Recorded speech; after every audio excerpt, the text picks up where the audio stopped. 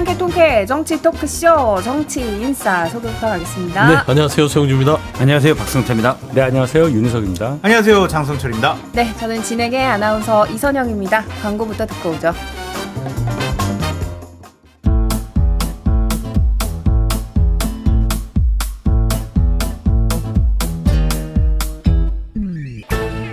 유쾌한 정치 토크쇼 정치인싸. 네, 여러분은 정치인싸와 함께하고 계십니다. 오늘 첫 이야기는 특검으로 가겠습니다. 3대 특검 중에 하나인 김건희 특검의 민중기 특별검사가 좋지 않은 뉴스로 좀 오르내렸습니다. 수사 대상인 한학자 통일교 총재 변호인을 특검 사무실에서 만났다. 이게 굉장히 이제 부적절하다고 그렇죠. 해서 논란인데요. 그러니까 한 총재가 이제 통일교의 수장이잖아요. 네. 그만큼 영향력이 있는 인물이다 보니까 뭐 엄청난 변호사들을 꾸렸더라고요. 근데 이 중에서 판사 출신 이혁 변호사가 민중기 특별검사의 김건희 특검 사무실을 방문했다는 건데, 이거 아무리 생각해도 좀 이게 부적절해 보여요. 굉장히 부적절하죠. 그러니까 민중기 특검도 아차 있을 겁니다. 그래서 아마 그 따로 입장문을 낸 걸로 알고 있고요. 사실 특검이라는 게 이게 검찰 조직이 아니라 특별하게 독립돼서 수사하는 조직이잖아요. 그렇기 때문에 굉장히 엄격하고 공정성을 국민들이 지켜보는 건데, 이게 통일교가 그냥 교라고 그냥 종교단체가 아니에요. 우리가 아는 것보다 훨씬 더 막강한 권력과 재력과 그다음에 인맥들을 보유하고 있는 통일교를 수사하는데, 그 수사를 좀 아주 단호하게 해도 부족할 판국에 그 담당 변호사를 그냥 좀 어느 정도 친분이 있다고 해서 만났다. 이 통일교 수사 첫 단추부터 좀 삐걱거리는 느낌이라서요. 특검이 이런 그 빈틈을 보이면 안 된다라는 말씀을 좀 당부드리고 싶습니다. 일단 쟁점은 그건 것 같아요. 민중기 특검이 이 변호사가, 그러니까 이전에 꽤 오래전에 본인의 배석 판사였던 변호사가 한학자 총재의 변호인을 맡고 있었는지를 알고 있었느냐. 알고 있었는데도 만났다. 상당히 부적절하죠. 알지 않았을까요? 그 비밀도 저도 뭐 아니고. 그렇게 봅니다. 그리고 꽤 오래전에 있었는데 뭐 계속 친밀한 관계를 유지하지 않았는데 갑자기 와서 변호사가 보자고 한다. 그럼 의심해 보는 게 맞죠. 의심해 보는 게 그렇죠. 맞고. 네. 그리고 실제 이 변호사는 민중기 특검을 만나서 관련 내용을 보고서로 다 얘기를 했잖아요. 그러면 예를 들어서 뭐 한학자 총재에 대한 기소 불가피, 뭐가 어때, 이런 것들이 다 새겨나갔습니다. 그러니까 그 방문 변론이 위법은 아니더라고 하더라도 이게 특검이 만들어진 거잖아요. 그만큼 중요한 사건인데 만약 그런 걸 알고 만났다면 민중기 특검이 이거는 좀 부적절한 처신을 했다. 그리고 결과적으로는 이런 일들이 알려졌기 때문에 더 어떻게 처리하는지 국민들이 이제 꼼꼼히 볼 거다라는 생각이 듭니다. 일단 손을 탔잖아요. 뭐 어떻게 처리하는지에 대해서도 다 의심을 할 겁니다. 특검의 종류는 다르지만 소위 내란 특검은 저희 당에 대해서 계속 압수수색 영장 발부받아서 들어오잖아요. 그 국회의원들이 저희를 맡고 있고 이런 상황인데, 한쪽 특검에서는 수사 대상인 쪽의 변호인을 만나서, 그것도 특검이 만났단 말이에요. 특검 보도 아니고 특검이 만나서 뭔 얘기를 많이 했겠죠. 그리고 그 만난 변호인은 통일교 측에 이걸 보고를 다 했다는 거, 이런 식의 수사 상황이 진행되고 있다는 것을 정치적으로만 보더라도 저희 입장에서 받아들일 수가 없잖아요. 그럼 특검을 3개를 지금 동시에 진행을 하고 있는데, 민주당에서 특검법 통과시킬 때부터 특검 인선부터 시작을 해서 저희는 전혀 손을 못 댔습니다. 그 부분에 대한 비판을 또다시 할 수밖에 없다. 결국은 진실을 가리자고 특검 진행시키는 건 알겠으나 얼마나 졸속적으로 또 정치적인 편향된 시각에서 출범시키고 진행되고 있느냐, 이 부분에 대한 비판은 민주당에서 우선 받아야 될 걸로 보고, 민중기 특검 당연히 비판받아야 하죠. 두 가지 부분을 좀 살펴봐야 될 것 같아요. 그러니까 이거의 목적이 뭐냐, 이렇게 좀 변호사들, 아는 사람들 쓰는 목적. 대면 조사 좀 일단 안 받게 해줘라. 그냥 서면 조사로 좀 끝내자. 아니 지금 한학자 총재 자기 알아서 그렇게 하고 있잖아요. 그러니까 뭐 아파서 지금 병원에 갔다가 왔다 이러는데 네. 계속 이제 출석하라고 요구를 하고 있잖아요. 그러니까 네. 출석 말고 좀 여러 가지 건강 안 좋으니까 서면으로 합시다.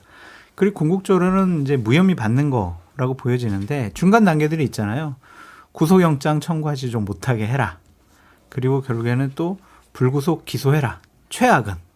이 정도 한학자 총재가 좀 원해서 이렇게 좀 비싼 분들, 특검들과 인연이 있는 분들을 변호사로 채용한 것 같고 좀 우리가 눈여겨봐야 될 게 이 정도면은요. 특검이 오염됐다라고 볼 수가 있잖아요. 그런 의심을 많은 분들이 그럼 지금 하게 야당이 되는 상황이에요. 특검 바꿔라 막 이래야 되는데 그런 소리 안 하잖아요. 그거 왜 안 하겠어요? 한학자 총재와 뭐 권성동 의원, 한학자 총재와 뭐 김건희 뭐 이런 사람들이 연관돼 있다고 생각을 하니까 한학자를 공격을 못 하잖아요. 그러니까 야당에서는 이 문제와 관련해서 문제 제기를 못 하는 것 같아요. 곤혹스러움이 여기서 좀 나타나는 것 같다. 그런 생각이 듭니다. 근데 민중기 특검이 이거를 그냥 대수롭지 않게 넘어가서는 안 되는 게 통일교 수사가요. 지금 김건희 권선동 따지고 보면 김건희 특검의 전체를 판단할 수 있는 기준이 될 수 있어요. 여기서 조금 이렇게 흔들려 버리잖아요. 나머지 김건희에 대한 수사 자체를 신뢰를 얻을 수가 없습니다.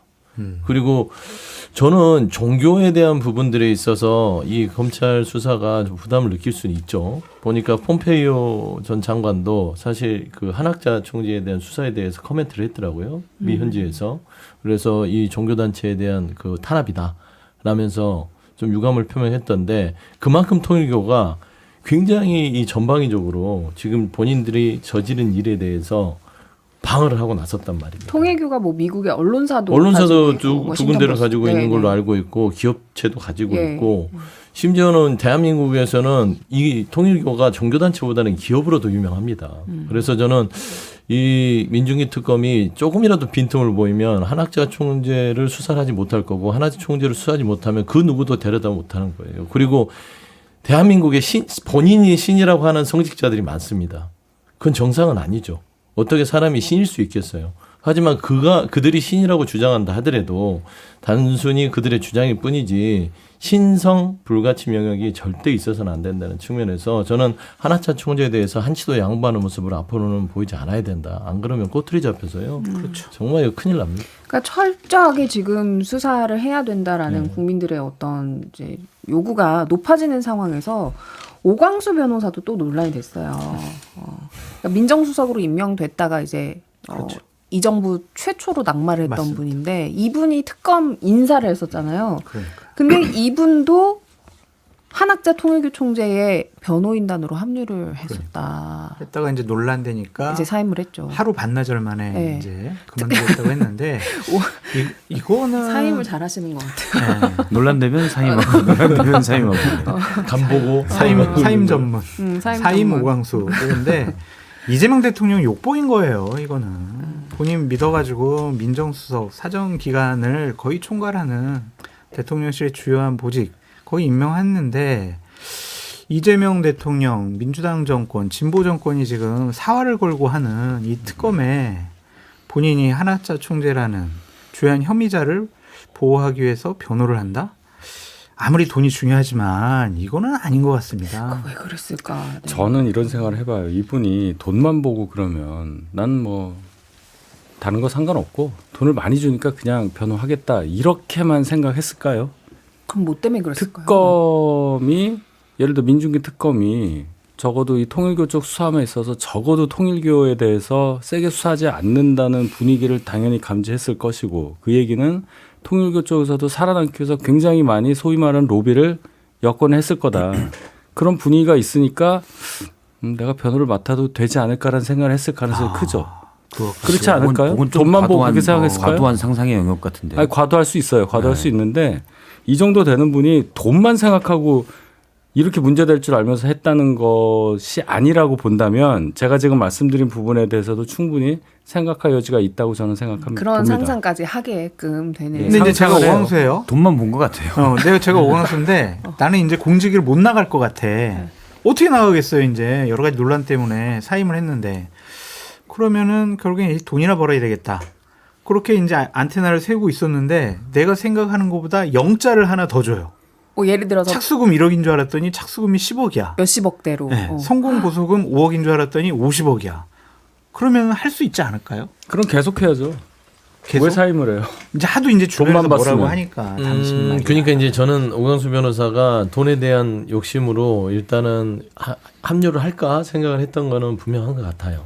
하지만 이제 그냥 개인 변호사가 아니라 그래도 이번 정부의 첫 사임 확인에서는 민정수석을 그럼요. 했었던 분이고 그런 정치적 부담이 뒤늦게 많이 주변에서 좀 이렇게 온 게 아닌가. 그래서 사임한 것 같은데 오광수 변호사도 어떤 역할을 했습니다. 특검 측에 보니까 사무실에서 박상진 특검부를 만났다는 예. 사실이 있고 본인의 역할을 좀 하고 했던 것으로 보여서는 저는 우려하는 것은 겉으로 사임은 했으나 뒤에서 어떤 그 조력을 할 수도 있겠다. 그래서 저는 이런 부분도 좀 특검에서 철저하게 오광수 변호사가 합류해서 변호인단으로 활동 안 하더라도 저는 옆에서 조력할 수도 있기 때문에 이 부분도 좀 차단을 할 필요가 있겠다. 좀 예의주시해야겠다고 이게 생각합니다. 전관들의 문제잖아요, 사실은. 그러니까 이런 역할들을 할 수 있기 때문에 비싼 돈을 주고 전관을 쓰는 거고.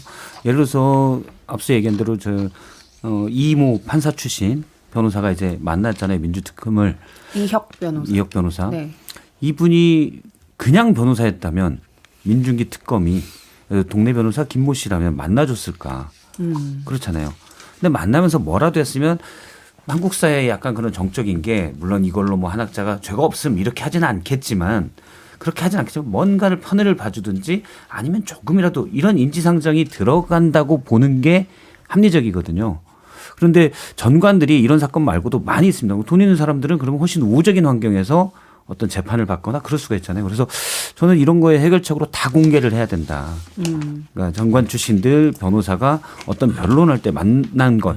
지금 민중특검은 또 이렇게 만났을 때는 기록을 하게끔 돼 있는데 기록이 안 됐다고 그래요. 근데 기록이 돼서 이런 걸 누구나 쉽게 볼 수 있게 공개를 해야 된다. 변호인들이나 이런 사람만 볼 수 있는 게 아니라 시민단체, 언론도 이런 사실들을 쉽게 법무부 홈페이지나 법원 홈페이지에서 볼 수 있게끔 공개를 해야 행동들이 훨씬 조심스러워질 것 같아요. 아무튼 이제 상황이 이렇게 되다 보니까 국민들이 특검을 바라보는 시선은 더 날카로워졌습니다. 그렇죠. 이거 잘하나 못하나 더 그렇죠. 이제 꼼꼼하게 보게 됐는데 이런 가운데 한학자 총재는 아까 이야기를 좀 나눴지만 뭐 심장 시술을 이유로 불출석 사유서를 제출하고 그 후유증 때문에 앞으로 출석해서 조사는 못 받는다 이러고 있어요. 네. 근데 김건희 씨도 비슷합니다. 나 저혈압으로 실신 직전이다 지금. 이게 뭐 저혈압이 뭐 심각해지면 뇌 혈류가 뭐 이상해지고 뭐 시야가 안 보이고 뭐 이렇게 얘기를 하고 있는데 지금 본인 저혈압이야 뭐 주장할 수는 있겠으나 국민들은 계속 그런 소리 들으면 고혈압이 돼요. 고혈압이. 정말 분통이 터지는데 근데 변호인 접견은 그때는 혈압이 정상이 되나 봐요. 변호인 만나면 변호인 만날 때는 혈압이 정상이 혈압이 되고 올라와. 뭐 혼자 있을 때는 저혈압이 되고 뭐 혈압이 왔다 갔다 선택적으로 할 수 있는 능력이 있는지 모르겠으나 보면은 이번에 이 김건희 윤석열 전 대통령 이 부류의 주변의 사람들 한학자 뭐 총재도 마찬가지고 아파요. 자꾸 그러니까요. 예. 윤석열 전 대통령도 지금 아플 예정으로 자꾸 흘리고 있는 것이고 김건희 씨도 병원에 가서 저는 곧 아플 수도 있다라는 것들을 자락을 까는 거고 한학자 총재도 지금 아프다고 심장 시술을 받고 나서 병원에 지금 숨어버렸잖아요. 저는 이런 사실들을 봤을 때는 예전에 뭐 권력 있고 돈 있는 사람들 휠체어 타고 와서 조사받고 그 다음에 병원에 가고 보험보석되고 이런 안 좋은 관행들을 계속해서 따라하는 것 같은데 정말 이번에는 특검이 이런 거 정말 인정사정 없이 좀 수사를 해야 된다. 근데 한 총재는 지금 퇴원을 한 상황이고 김건희 씨는 이제 입원을 하겠다고 그렇죠. 주장을 하는 상황인데 외래 진료 이거 허가가 원래 이제 일반인들은 어때요? 이게 잘 나오는 건가요? 저 이제 감옥에 가본 적이 없어가지고 죄송합니다. 제가 변호사도 왜- 아니고 언론으로만 한 명이 없네. 그러니까 아무도 못 갔다 와가지고 언론으로만 따지면은 그 최근에 예전에 정경심 교수 사례가 있죠. 네, 그 굉장히 몸이 안 좋아서 그때 신청을 했었는데 어렵게 내보내준 사례는 있습니다. 그래서 안에서 이 나름대로 치료가 안 되면 외래 진료를 허가해 주는 게 그렇게 아주 뭐 특혜라고 보기는 쉽지 않아요. 근데 이선영 앵커님 이 전실신 증상은요 저희 50대 이상의 사람들에게는 다 나타납니다. 일반적인가요? 앉았다가 일어나면은요. 어지러워. 아이고 저도 어지러워요. 그래요. 네. 그럴 때는 아니, 변호 50대는 아니신데. 그럴 때는 변호의 접견을 하십시오. 아, 진짜요? 기립성 그럼 정상이 저혈압, 됩니다. 네. 아, 그렇구나. 운동하다가 앉았다가 일어나면 어지러워가지고 막 어쩔 줄 그렇죠. 모르겠어요. 변호사를 만나세요. 뇌혈량이 감소해요, 진짜 그때. 접견이 필요하네요. 알잖아요. 아니 근데 이런 상황에서 심평 변호사는 또 김건희 씨 편을 들어서 막 또 막 구구절절한 저는 장문의 이 사람 편지를 얘기하지 저는 네. 심평 변호사에게는 하지 마요. 하고 넘어가요. 신뢰 정상적인 이야기를 하는 사람이 아니라서 근데 예. 외래 진료 같은 건 그렇게 받을 것 같아요. 김건희 씨가 영부인이었을 때의 기준으로 나는 외래 진료가 필요하다. 아. 아프다. 이렇게 하는 거는 그건 그분 생각인 거고 아. 일반 분들이 예를 들어서 배가 아프다. 외래 진료 안 돼요. 내가 오늘 좀 혈압이 나쁜 것 같다. 안 됩니다. 그냥 병원에서 알약 하나 주고 끝나요. 그것과 동등하게 해야 되죠. 그래서 그것과 동등하게 한다면 제가 뭐 김건희 씨 상황은 모르지만 일단 구치소에서 얘기를 했잖아요. 혈액 검사 결과 별 문제가 없다. 그러면 안 보내주는 게 맞다고 봅니다. 그러니까 본인이 영부인이 시적으로 내가 진료를 받겠다고 할 수는 없는 거죠. 다른 수용자들과 똑같이 대우해 주는 게 맞다라고 봅니다. 김건희 씨는 아직 자신을 영부인으로 여사로 생각을 하고 이런 저런 걸 해달라 요구를 하고 있는 상황인 것처럼 보인다는 말씀이고 그래서 이제 수사 상황을 좀 살펴보면 매주 새로운 게 나와요. 네. 지난주에는 금거북이었다가 이번 주에는 또 이우환 화백의 그림이 나왔는데 사실 이우환 화백 그림이 이게 부르는 게 값이잖아요. 그렇죠.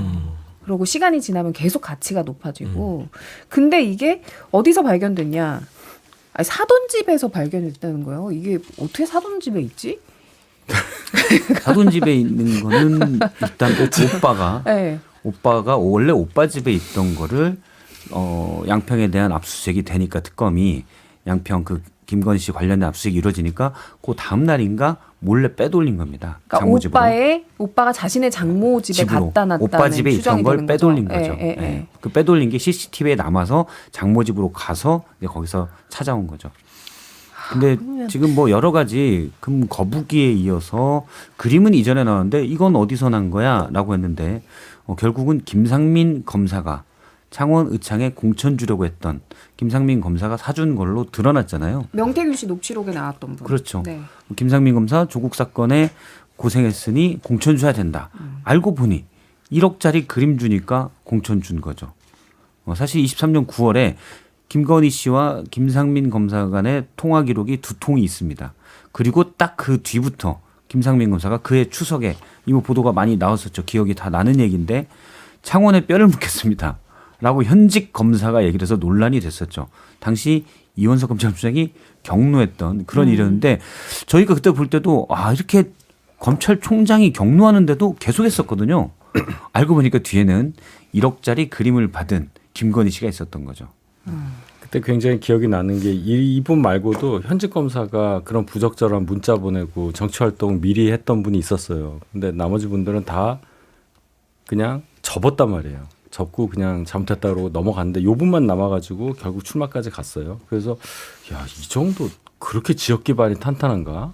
거의 뭐 무소속 나가도 될 정도인가라고 봤더니 이제 이게 나왔더라. 그래서 제가 굉장히 놀랬고 그림 얘기가 나오길래 저는 그 모 화랑 있잖아요. 그쪽이랑 연결된 걸로 생각을 했었어요.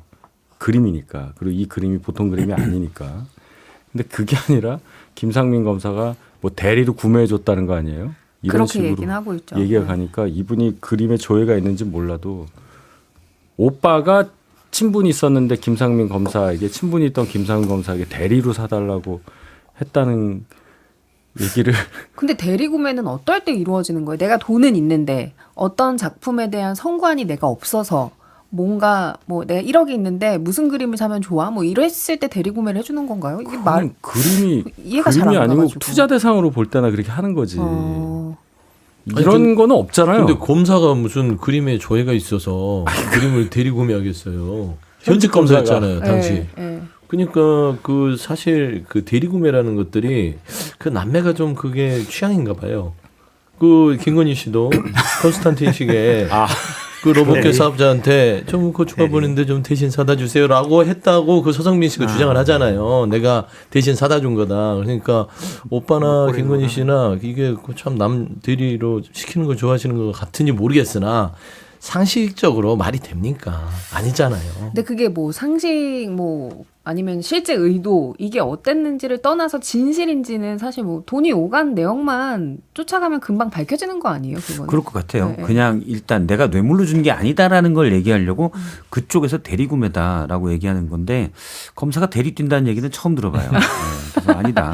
그냥 변명하고 거짓말로 변명하는 거라고 봅니다. 근데 이게 일단 국가교육위원장 이배용 교육위원장은 일단 금거북이와 친구들이 있을 것 같은데 친구들은 아직 안 밝혀졌죠. 금거북이 한 마리가 일단 단독으로 나왔던 것이고. 자, 그러면 이런 직들이 엄청나게 많은데 이배용 위원장 뿐이겠냐. 그럼 박성근 총리실 비서실장 뿐이겠냐. 그리고 여기에 더 나아가서 지금 이 김상민 검사가 1억짜리 그림을 주고 여사가 적극적으로 나면서 공천을 얘기했는데 그러면 107명의 국민의힘 의원 중에 이분은 사실은 한동훈 대표가 반대해서 공천을 못 받았어요. 워낙 이슈가 크게 됐습니다. 부적절하다고. 이분뿐이겠냐라는 의심이 들어요. 그 이거는 의심은 광고를 듣고. 들으면서 저희가 네. 조금 더 해보면서 예. 이어서 2부에 얘기 나눠보겠습니다. 지금 여러분께서는 6회, 상쾌, 통쾌한 정치 토크쇼 정치 인싸를 듣고 계십니다.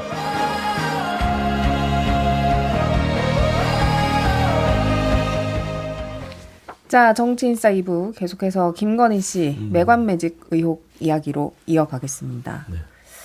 금거북이에 이어서 이제 이후한 화백의 그림까지 등장하면서 이제 국민의힘 의원 107명 중에 누군가 또 있을 수 있다. 이런 의혹을 그렇죠. 제기를 이거는 그냥 해주셨어요. 일반적인 아주 뭐 개연성 있는 의혹이라고 봅니다. 그리고 소문에는 당시 공천 과정에서 여기는 누구는 여사백이다 이런 얘기들이 많이 돌았어요. 근데 여사가 이제 김건희 씨가 보니까 그 사람이 괜찮더라. 그것도 부적절하지만 그런 거를 그냥 얘기했다. 이 정도를 넘어서 혹시 뭘 받고 주지 않았냐? 지금 보니까 김상민 검사는 1억짜리 그림을 받고 적극적으로 밀었잖아요. 그래서 실제 뭐 결과적으로는 안 됐지만 실제 거의 뭐 되기 전 단계까지 갔다고 봐야 되고 그러면 이게 공직이나 아니면 어디 주요 공기업들 이런 걸 떠나서 혹시 국회의원엔 이런 게 없냐라는 의심이 충분히 듭니다. 그리고 뭐 지금 저는 발단 전개 뭐 이렇게 표현한다면 김건희 씨의 매관 매직의 지금 전개 정도의 과정이에요.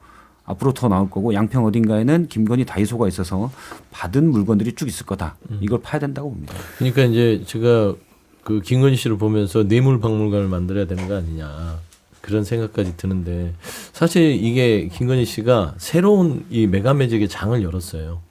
그래서 이 본인이 저는 이 시세를 형성했다고 봅니다. 처음에 국무총리 비서실장이 반클리프 목걸이하고 해서 나토 3종이니까 그 합이 한 1억 정도 되거든요. 그 다음에 그 이배용 국가교육위원장이 금거북이 한 마리 아주 요만한 거 하나 발견됐는데 그것도 아마 그 시세에 맞추면 수십 마리가 될 가능성이 높고 그 다음에 이후한 화백 그림도 한 1억 정도 호가하잖아요. 1억 2천 정도.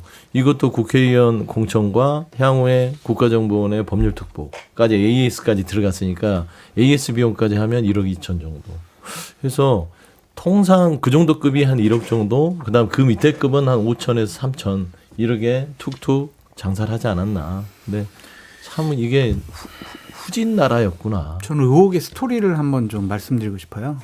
그러니까 예화랑이라는 이제 갤러리가 있는데 거기서 이거를 좀 대리구매하지 않았을까. 왜냐면은 김 전 검사가 그림의 문외한이라면 이완호 화백이요? 그림이요? 그게 뭐예요? 어디서 사요? 그럼 김진우 씨가 그런 것들은 저 예화랑 가면은 살 수 있다. 뭐 그러지 않았을까. 왜냐면은 예화랑을 통해 가지고 여러 가지 일들이 벌어졌다라고 여러 가지 소문이 나 있는데 예화랑의 사돈이 정상명 전 검찰총장이에요. 정상명 전 검찰총장은 윤석열 부부 주례를 봐줬던 분이에요. 그러니까 그렇게 또 연결시킬 연이 수 있고 이어지는구나. 그 예화랑의 그 아들이 있어요. 자식이 있는데 그분이 2022년 6월 중순에 대통령실로 들어갑니다.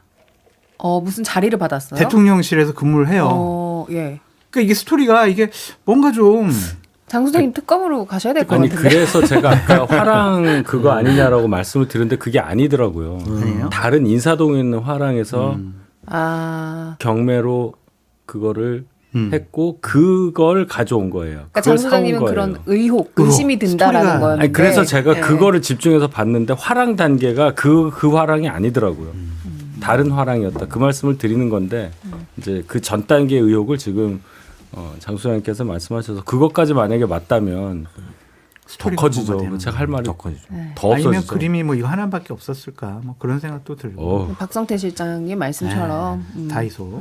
다이소에서도 그림 팔아요? 이완합의 그림? 그러니까 다이소인 척해서 거기에 그렇죠. 많은 상품들이 있으니까. 거북이, 두루미 쭉 해서 두루미도 있고. 많은 상품들이 거기에 있지 말씀하신 않을까. 용어 중에 제일 기억에 남는 게 확실히 뇌물박물관이네요. 뇌물박물관. 그냥 모든 게 다 딱 떠오르는. 그러니까 이게 조금 더 스토리를 우리가 추측을 해보자면은 김혜성 씨 있잖아요. 그 김건희 씨 집사로 알려진. 예, 예. IMS 거기서 효성이 투자를 했잖아요. 30억인가 40억. 근데 그 예화랑에서 그림 구입을 제일 많이 하는 데가 효성이에요. 그래요. 그러니까 이게 뭔가 이렇게 스토리를 따져보면은 거기를 통해서 김건희 씨도 알고 뭐 여러 가지 정관계 인사들을 서로 교류하지 않았느냐 뭐 그런 생각도 들어요. 저는 이렇게 잠깐 잘하셔요. 김건희의 지금 매간 매직이 드러나는 걸 보면서 번뜩 생각나는 게 건진법사. 건진법사 압수할 때 이력서를 많이 발견했다고 했었어요. 언론 기사에 보면. 그러면 그 건진법사가 인사에 개입을 하면 결국에는 거기에서 사무장 역할을 하고 결국에는 최종적으로 말하자면 결제를 받는 쪽은 김건희 씨가 되지 않았을까라는 생각도 좀 하게 되는 거예요. 그게 또 통일교하고 연결이 다 돼 있는 것이고. 저 어제 봤던 보도 중에 눈에 띄는 게 하나 있었는데 뭐냐면 한 공기업 간부가 그 공기업에 이제 준공기업이라고 표현이 되더라고요. 꽤 규모가 큰 이런 데일 텐데 여기 간부가 거기 사장 임기가 정권 초에 다 돼서 연임을 노리려고 하는데 누굴 만나야 되느냐 했더니 건진을 만나라고 그랬다는 거예요. 주변에 아는 사람이. 네. 그래서 건진을 만나서 얘기를 했더니 그러면 오케이 연임해 줄게. 왜냐면 이거 사장이 연임이 돼야 자기 간부도 사장의 측근이겠죠. 같이 오래 갈 수 있잖아요. 그랬더니 건진이 모 IT 기업에 30억 원을 투자해라. 그러면 연임시켜 주겠다. 이랬다는 거예요. 근데 제가 주목하는 건 결국 이 30억 투자가 나중에 문제 생길 것 같아서 안 했다고 하고 잘렸대요, 이분은. 그런데 문제가 제가 눈여겨본 장면은 이 공기업 간부까지 건진을 줄 대면 된다는 걸 알고 있었으면 주변에 그걸 알고 있는 사람이 우리는 몰랐지만 꽤 있었을 것 아니냐. 하다했겠죠. 그렇죠. 대기업 대관들은 건진, 김건희를 통하면 문제가 해결된다는 걸 알고 있었을 것이고 그 커뮤니티가 있을 거라고 봐요. 그럼 그 커뮤니티에 지금 나와 있는 뭐 금거북이 그다음에 이완합의 그림 요 정도뿐이겠냐. 그래서 아직 전개의 첫 단계 중이다. 아직도 많을 거다라고 제가 유추하는 배경이에요. 그러니까 우리 뭐 제 처음 뵙는 분 이제 인사하러 가면 식사 전에 뭐 이렇게 롤케이크 같은 거 성의로 하나 들고 가고 그러는 것처럼 금거북이 들고 가고 그림 사가고 이랬다는 말씀이신 거죠. 백도 가져가고. 그게 우리는 이 사람들이 그러니까 특별한 사람들이 아니고 그쪽 커뮤니티에서는 건진, 김건희에게 줄대면 뭐든 된다라는 게 이미 소문이 나 있었을 거라는 거죠. 그러면 그중에 지금 나온 사람은 재수 없어서 걸린 몇 명뿐이라는 거고 훨씬 많을 거라는 추정입니다. 알겠습니다. 특검이 과연 이제 거기까지 더 파헤칠 수 있을지 그거는 좀 지켜봐야 5년 해야 될 것 것 같아요. 아니 근데 평생에도 이게 안 끝날 것 같아. 5년이면은 될것 계속 같아요. 나오니까 다음 주에는 또 뭐가 나올지 기대가 됩니다. 자, 이번에는 국민의힘 얘기로 넘어가 볼 건데요. 국민의힘이 이제 내란 특검의 압수수색에 뭐 굉장히 강하게 이제 반발을 했죠. 네.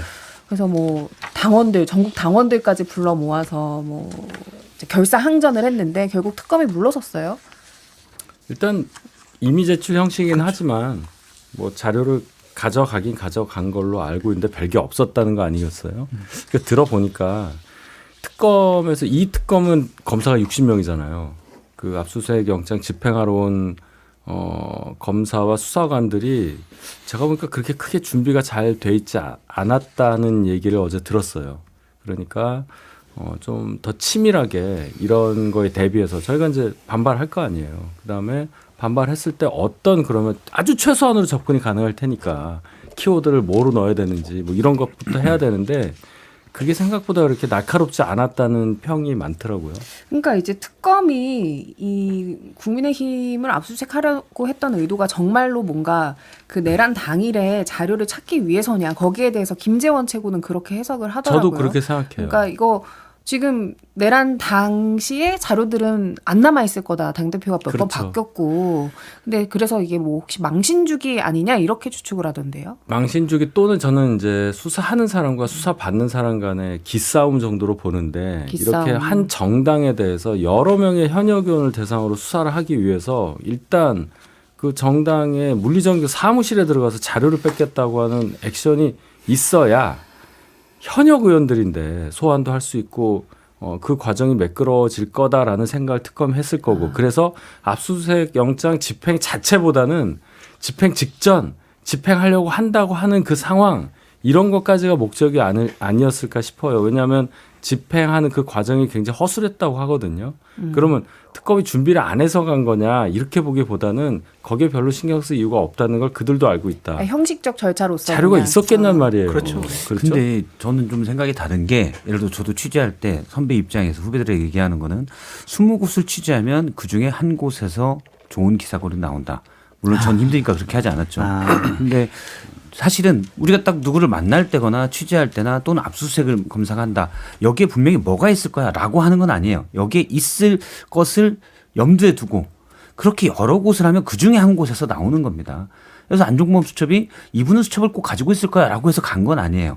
관련자들을 다방면으로 폭넓게 하다 보니 거기서 툭툭 나오는 겁니다. 그러니까 물론 그렇다고 무조건 다 엄청나게 넓게 할 거냐 최소화시킬 거냐 적정 지점을 찾아야 되는 건데 원내대표실은 물론 없을 수도 있죠. 없을 수도 있지만 있을 가능성도 있기 때문에 가는 거고 제 개인적 판단으로는 당연히 계엄 해제 표결을 방해했다는 중요한 의혹에 대해서 당시 그런 것들의 의사소통이 이루어졌을 수 있는 원내대표실은 당연히 압수수색을 해야 됩니다. 국민의힘 반발 때문에 이무제출 형식으로 압수수색이 이루어졌다는 거는 저는 이건 좀 문제가 있다고 보고 그거는 특검이 기에서 눌렸는지는 모르겠지만 사실은 당연히 중요한 현장이고 당연히 해야죠. 없을 거다. 그런 데를 한 10군데 하면 그중에 하나에서 나오는 거예요. 그럼 없을 거다라고 해서 안 하는 거는 저는 이해가 안 되는 거죠. 그 말씀도 맞는 것 같은데 근데 원내대표실 비서실에 보좌역이나 뭐 수행비서나 뭐 부장들 이분들의 휴대전화까지 지금 압수된 상황이잖아요. 그것까지 했는데 원내행정실, 원내대표실 거기까지 하는 것은 좀 과잉 수사가 아닐까. 그 휴대폰에서 뭔가 원내대표실이나 비서실에서 뭔가 이루어졌다라는 증거가 나오면 국회에 있는 원내대표실, 비서실 압수수색할 수 있다고는 생각이 들거든요. 근데 그 전에 그렇게 무차별하게 하는 것은 조금 과잉 수사가 아니냐 그런 생각도 좀 해봅니다. 과잉 수사라고 주장하는 것은 송원석 원내대표를 원망해야 될 것 같아요. 왜요? 왜냐하면 송원석 의원이 원내대표가 아니었다면 원내대표실을 압수수색했을까 싶어요. 왜 그러냐면 12월 3일 당일날 추경호 원내대표를 비롯해서 송원석 의원이 원대실의 8명 중에 네. 1명입니다. 네. 그러면 사실 그 송원석 원내대표가 지금도 그 추경호 의원과 원내대표실에서의 어떤 여러 가지 얘기를 나눴을 수도 있다. 그게 꼭 흔적이 남기든 안 남기든 간에 말씀한 대로 지푸라기라도 털어서 증거를 확보하려는 게 검찰의 입장일 것이다. 그겁니다. 저는 사실 송원석 원내대표는요. 당시 그 8명 표결에 참여하지 않고 그 안에서 나머지 의원들은 다 당사에 빼놓고 나서 거기서 있었잖아요. 투표할 수 있었는데도 불구하고 헤드쿼터 역할을 했던 1인 중에 하나이기 때문에 저는 원내대표실 압수수색은 송원석 원내대표를 원망하는 게 맞다. 근데 그런 논리라면 민주당과 민주진영에서 조국 전 대표나 이재명 대표에 대한 수사를 그렇게 뭐 탈탈 털어가지고 뭐 그냥 몇 번이나 압수수색하고 몇 번이나 뭐 소환 조사하고 그렇게 막 비판하셨잖아요. 네. 과잉 수사에 대해서. 그래서 검찰에 뭐 비대해진 그 권한 그런 것들이 문제가 돼서 검찰 개혁하겠다는 건데 그래도 조금 원내대표실까지 하는 거는 저는 그냥 성역이라는 것들이 존재해서 안 된다고 봐요. 아 지금부터만 아니 뭐 조국, 마찬가지예요. 이재명- 왜냐하면 우리는 많이 털려봤기 때문에 오늘부터? 이제는 더 이상 보호할 곳이 없어요. 민주당은요 다 털렸어요. 그러니까 너희들도 당해봐라. 송영길 전 대표 같은 경우는요 인턴 비서뿐만 아니라 그러니까 전혀 무관한 딸 집도 털렸어요. 그래서 그때 제가 옆에서 왜 따님 집이 털렸어요? 모르겠다. 왜 딸 집을 털지? 그러면 그때 당시 검찰은 송영길 대표가 딸 집에 뭔가를 또 했을 거라고 추측해서 들어온 거잖아요. 얼마나 어이가 없습니까? 그러니까 검찰에 뭐 조국이나 이재명 대표 시절 압수수색이 과도했다고 볼 수 있어요. 예를 들어서 뭐 법카 사용 관련해서 초밥집 등 근처 식당을 다 털었잖아요. 근데 거기에 대한 관련 자료를 보기 위해서 가는 거고, 근데 이거는 법카 사용 유용 의혹에 대한 것이고, 이건 또 내란이잖아요. 그러니까 그때도 범죄의 저는 경중이 과도하다고 할 있다. 수 있지만 잘못됐냐? 그렇게 보기는 애매한 거죠. 당시에 법카나 알려면 사실은 다 압수수색을 해서 관련 자료를 확보하는 게 맞죠. 그러니까 조국 전 대표에 대한 수사도 과도했다고 볼 수는 있지만 잘못됐냐 하긴 애매한 거예요. 제가 아까 말한 레인지가 쭉 있지만 거기서 적정 수준을 찾아야 되죠. 저는 박 이거는 실장님이 그랬다는 게 아니라 민주당과 민주당과. 민주 진영에서 네. 막 계속 그러지 않았냐. 막 지금 여기가 그거 이제 더 민주당이 그랬냐 미안하다고 저기가 해요. 더 그랬냐 얘기를 하면 끝도 없으니까 지금- 과했어요 민주당한테.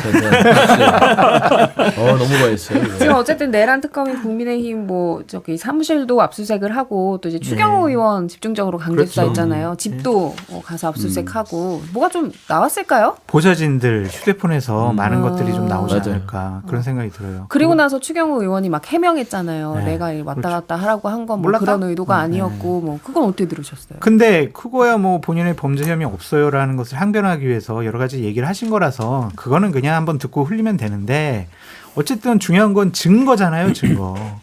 근데 추 대표는 휴대폰도 바꿨을 것이고 여러 가지 증거 인멸을 했을 것 같은데 보좌진들은 설마 내 것까지 휴대폰을 털까? 뭐 그런 생각 때문에 장 소장님이었으면 어떻게 했을 것 같아요? 저도 안 바꿨을 것 같아요. 그래요? 뭐 나까지 뭐 하겠냐? 이게 지우기는 했겠지. 뭐 통화 내역이나 뭐 이런 것들은 지우긴 소용없어요. 했어도 포렌식 감사 나오잖아요. 제가 당해봐서 알죠.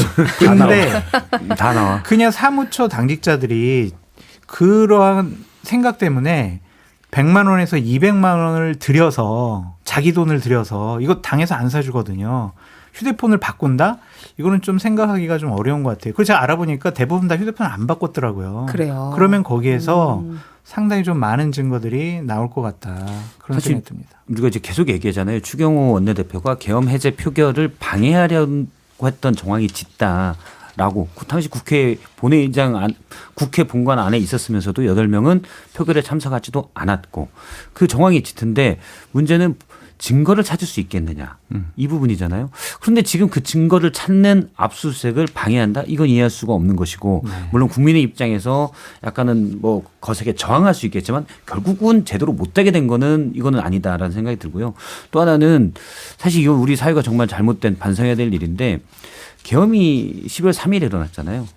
그런데 사실은 계엄 해제 표결이 됐고 이 다음부터 바로 그 전모를 밝히는 수사 작업이 시작됐었어야 되는데 이제서 하려니까 증거도 찾기도 어렵고 전모를 밝히기가 사실 어렵게 된 거예요. 당시 윤석열 파면이 제대로 늦어지면서 이런 일들이 국민의힘에서 거세게 지키자. 이게 나오면서 국민의힘 일부라고 할게요. 지키자 이러면서 문제가 된 거예요. 이거는 잘못된 거죠. 당시 끔찍한 일을 저지른 거에 대해서는 곧바로 들어가서 뭐가 잘못됐고 누가 잘못했는지를 전모를 밝혔어야 되는데 이제 와서 하려니까 안 된 거고. 그러니까 이렇게 늦어진 데서 책임 있는 사람들은 반성을 해야 됩니다. 제도적으로 아무리 빨리 해도 몇 달은 걸리는 거잖아요. 지금 말씀하신 것이 실현이 되려면은 정말 하루 이틀 안에 뭐가 돼야 된다는 건데 우리 제도상 그게 가능한 거냐 그걸 생각해 봐야 된다 저는 보고 지금 압수수색 관련해서 그 보좌진들은 출근길에 그냥 딱 그 차에 수사관들이 가져온 차에 들어가서 압수수색 당했다고 해요. 그 정도로 급박하게 됐고 제가 유심히 보는 거는 추경호 원내대표 당시에 국회의원들 어디로 의총 장소를 어디로 해라 하는 게 처음에 국회였다 당사였다가 윤 대통령 전화 받고 국회로 된 걸 가지고 나는 투표 방해하려고 한 게 아니다라고 했는데 뒤에 다시 또 당사로 바꿨잖아요.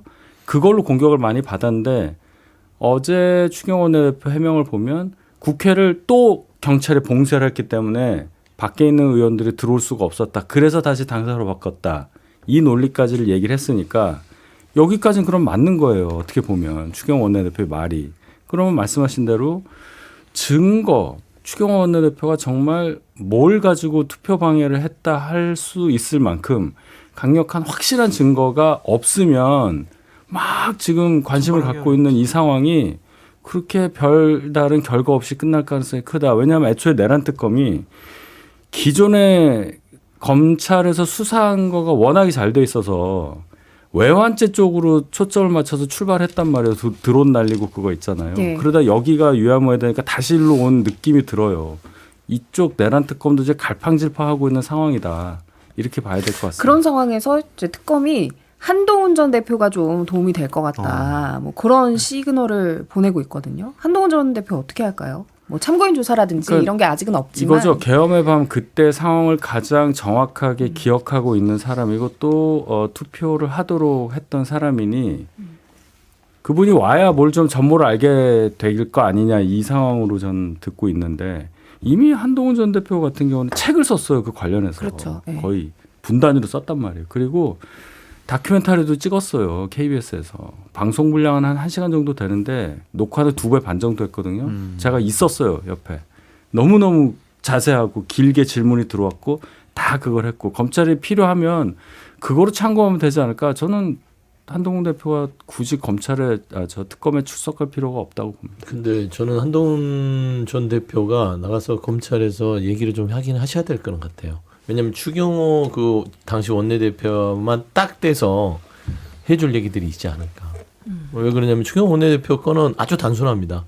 그러니까 국회로 뺀 뒤에 그 행위가 어떤 의도에서 했는지 대통령실 당시에 누구와 통화를 해서 지시하에 협조를 하는 결정으로 뺀 것인지 솔직히 한 70명 정도 밀고 들어오면요 12시 반 이후 12시 3분 이후에 국회 들어올 수 있었습니다.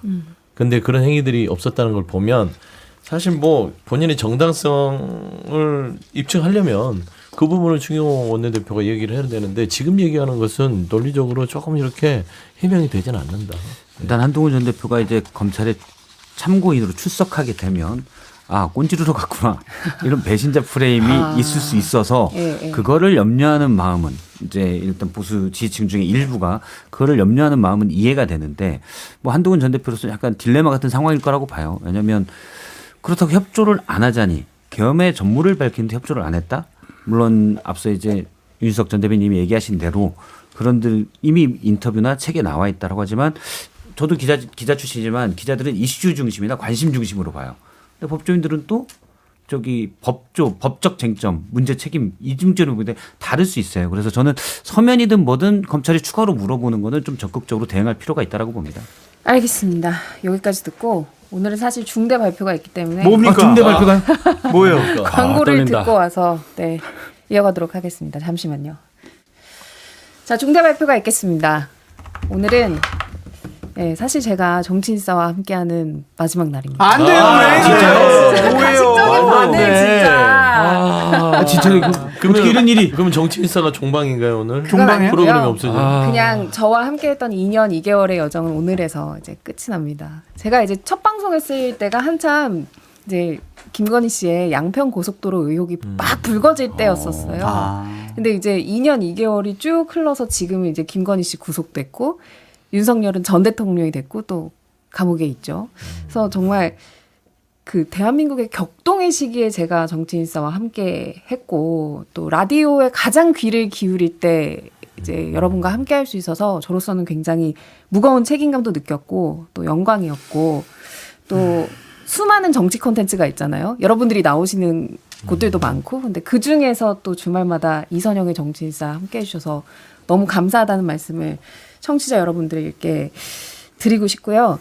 일단 저는 저 12월에 아이를 낳으러 가기는 하는데 뭐 임신이나 출산 때문에 정치인사를 하차를 하는 건 아니고 제 생각에는 그냥 한숨 하기 싫어요?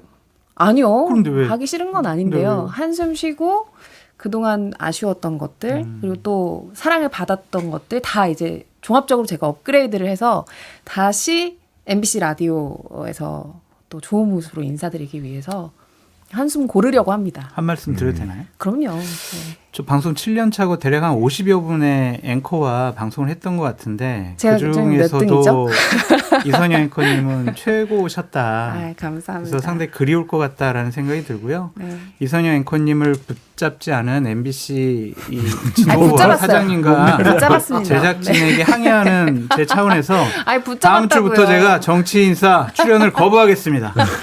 휴가 아, 갔거든요. 휴가 가신다면서요. 제가 할 말을 했어요. 저 이선영 앵커가 했던 이 정치인사 굉장히 허전할 것 같고 뭐 다시 올 거잖아요. 그렇죠? 그거는 제가 잘 모르겠는데 제가 강력한 예감이 드는 건 이분들과 다른 방송에서 어떻게든 또 뵐 것 같아요. 아. 예, 예, 예. 아니 정말 역사의 격동기였는데 네. 이성영 앵커가 그러니까요. 이 정치인사의 주인으로서 중심을 잘 잡았다는 생각이 듭니다. 감사합니다. 제가 이선영이 정말 정치인사 이거 하라고 그랬잖아요. 저는 중간에 딱 절반쯤 됐을 때 맞아요. 들어온 것 같아요. 네, 그렇죠? 참 이 방송하면서 제가 느낀 게 굉장히 많았는데 사실은 보면 굉장히 예민하잖아요, 내용들이. 근데 굉장히 진행을 잘 하신다 하는 생각이 드는 순간 이렇게 또 가신다고 하니까 그러니까요. 익숙해지니까. 사실 2년 2개월 하셨는데 아마 22년 정도 되는 그런 분량을 하셨다고 보고 아쉽습니다. 저도 정말 아쉬운데 제가 예언 하나 할게요. 다음 주에 새 앵커 오면 이선영이 누구예요? 사람들 그러시면 안 돼요, 진짜. 다 저를 잊고 아마 찬양을 하게 될 것 그러지 같은데 않습니다. 제가 새 앵커가 누군지는 비밀에 붙이겠습니다. 그렇습니다. 여러분. 아니 우리 정치인사 뒷얘기 한번 이선희 앵커님 너무 편하게 유튜브로 한번 이렇게 유튜브로 한번 한번 유튜브로 한번 해요. 해요. 나중에 만들어요. 하시죠. 네. 또 다시 만난 날을 기약을 하면서 네, 다들 금방 저를 잊으실 것 같긴 하지만 저도 잊지 함께 않습니다. 다시 청취자로 돌아가서 여러분과 늘 함께하도록 하겠습니다. 자, 그러면 이번 주 방송은 여기서 마치겠습니다. 유쾌상쾌 정치 토크쇼 정치인싸 다음 주 토요일 11시 5분에 다시 찾아오겠습니다. 여러분 고맙습니다. 울지 아유, 마시고요. 고생하셨어요. 고생하셨습니다. 고맙습니다.